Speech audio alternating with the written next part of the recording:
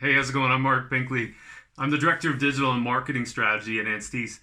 I want to talk today about predicting the future. Super tough to do. And if any of you've got any feedback or ideas or thoughts, please put a comment below. I'd love to hear what you have to say.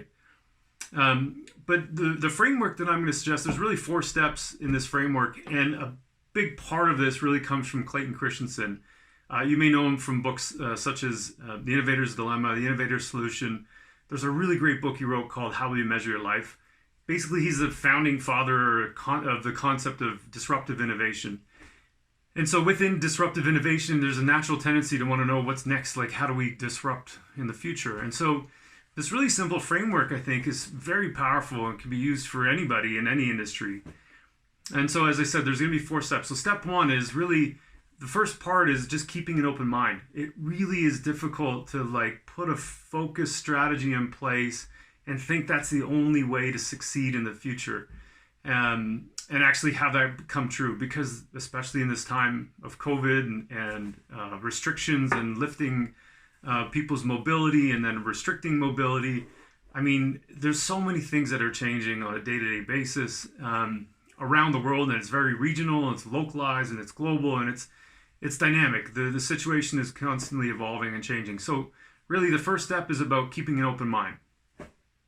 So the second part is about doing research. So start with what you know, or what you would like to know. And so the question that Clayton Christensen suggests is thinking about looking at your customers and thinking about what are the jobs to be done? What do they hire your product or service for? That's a really powerful, useful tool, because what it will do is it'll force you to think about your product or service, not just from your point of view, but from your customer's point of view. I mean, they may describe what they do with your product differently than how you intended it. So do a bit of research, talk to them, observe them, just reach out, do a survey, whatever the case may be, and find out what they hire your product or service for. So once you have that list, it kind of gives you a creative territory to begin exploring areas for innovation or areas for prediction. And so once you begin that list, you can start making predictions. But before you do, step 3 is make sure that those predictions are very specific. If it's a very broad description or a very broad prediction, it's probably not going to come true because it's so complex. So chunk those predictions down into smaller pieces. And then step 4 is really about doing a thought experiment. In other words, testing this idea.